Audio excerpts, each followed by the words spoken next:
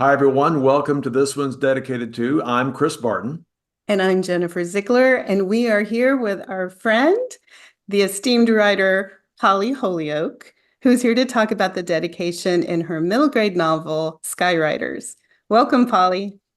Thank you so much for having me. It is really fun to see you both again. Well, thank you so much for joining us. It's great seeing you. To start us off, would you please read aloud the dedication you wrote for Skywriters? I would be delighted to. All right, here we go. For my brave Sarah and Jesse, who fight the storms of injustice and dive into the challenge of helping others, I am so proud and I love you both so much. And I am making all sorts of flying references here because the story is a fantasy about sky steeds flying horses. Wonderful. Well, tell us about Sarah and Jesse. Who are they? And tell us a little bit about them, why the book is dedicated to them.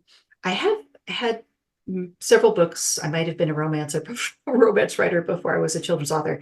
And so I do seem to many times dedicate to my mother, my father, my husband, and my kids. And they've already had some books dedicated to them, but they have relatively recently become social workers. One graduated from UT and she got involved in death row mitigation. And so her first year, she was running around the jail, and now she's higher up on the food chain of mitigation investigation. But she gained a real expertise in defending people on death row, and that took her to Florida. And now she's in Colorado, where I live, so I'm thrilled. But she spends a lot of her time in jails and prisons.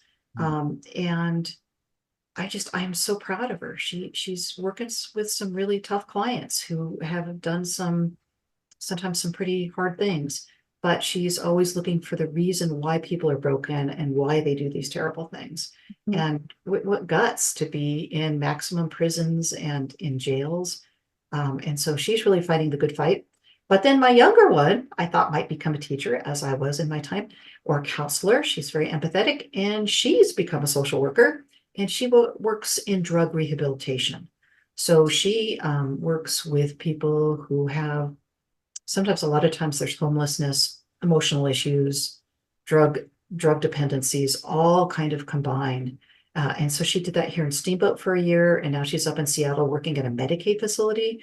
So she is working with some of the toughest of the tough, and really trying to help and finding them lodging and finding them programs and working with them. She's a discharge planner right now. But anyway, so I just am so pleased that my kids are out there making a difference and doing some of the hardest work. And of course, our society doesn't pay pretty well for this hardest work.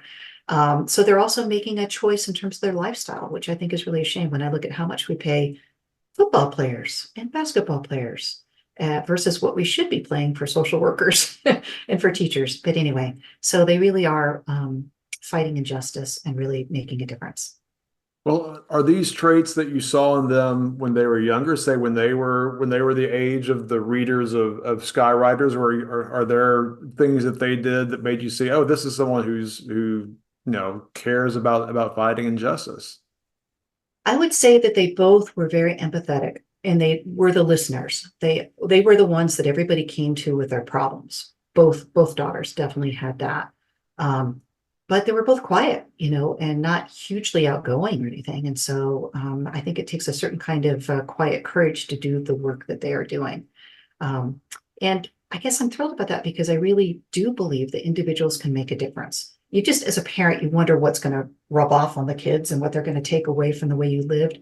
And so it's just, I do believe that individuals make a difference. I'm one of those idealists. I tilt at windmills, not on the scale my daughters are doing, but I've always thought that an individual can have agency and an individual can make a difference. And so I would say that I really have done that in Skywriters, and I do that in an earlier series I had with Disney called the Neptune Trilogy. And I take shy kids, I put them in possible terrible situations, and they do save the day and they do make a difference. And I guess maybe in some ways that rubbed off the girls. Anyway, so that's where that dedication came from. Well, can you talk a little bit about quiet courage? Because I do think your books, um, and maybe you and your daughters as well, like kind of upend the trope of what the hero, the sort of brash, loud hero.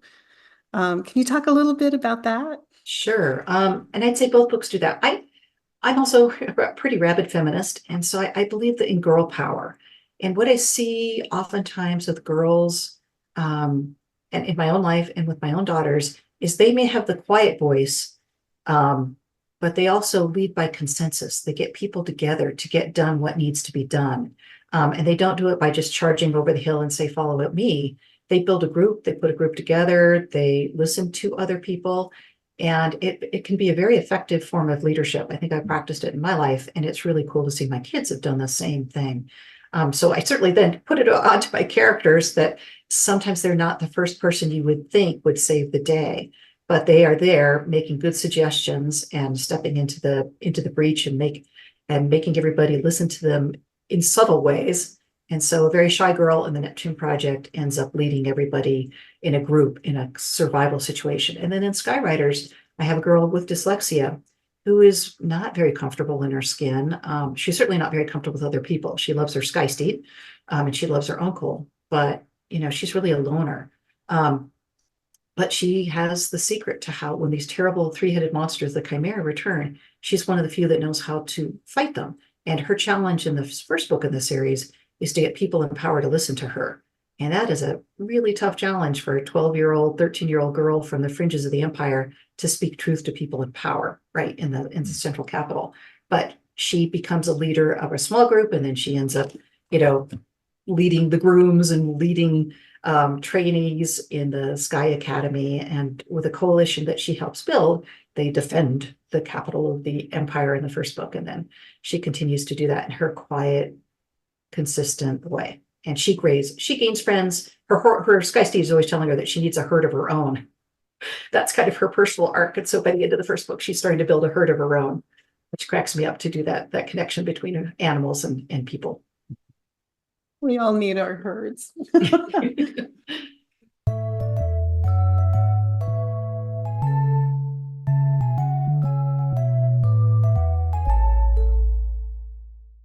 Get to write, and I'm getting lots of lovely feedback on these books. So it's nice to know. I don't know. I know if you guys get emails from kids, but it's really lovely to get those emails from kids around the world saying, I really love this book. So if you touch one kid, again, back to that agency, hopefully I'm showing kids that individual kids can make a difference.